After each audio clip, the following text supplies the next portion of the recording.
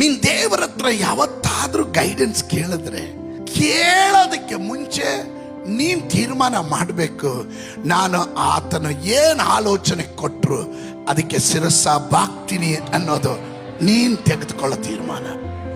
ಯಾವುದೇ ಸಂದರ್ಭ ಸನ್ನಿವೇಶ ಎಷ್ಟೇ ಇಕ್ಕಟ್ಟಾದರೂ ಎಷ್ಟೇ ಪ್ರಯಾಸ ಆದ್ರೂ ನೀವು ಅದಕ್ಕೆ ವಿಧಿಯರಾಗಬೇಕು.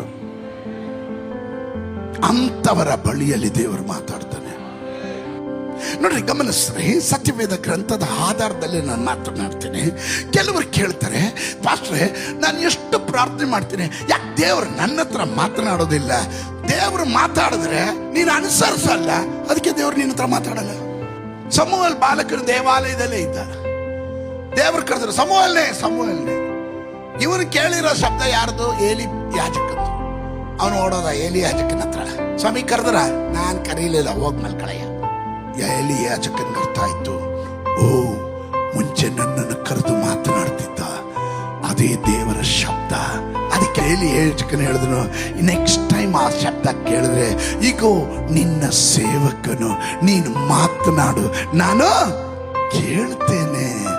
ಕೇಳುವ ಹೃದಯ ನಿಮ್ಮಲ್ಲಿ ಬರಬೇಕು.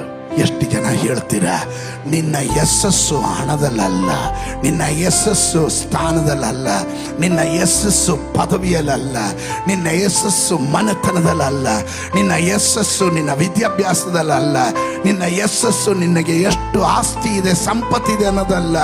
ನಿನ್ನ ಯಶಸ್ಸು ದೇವರ ಸಮ್ಮುಖದಲ್ಲಿ, ಈಗ ನಿನ್ನ ಸೇವಕನು, ನೀನ್ ಮಾತನಾಡು ನಾನು ಕೇಳ್ತೀನಿ ಅಂದಾಗ ನಿನಗಾಗಿ ಮಾತನಾಡ್ತಾನಲ್ಲ, ಅದು ಯಶಸ್ಸು.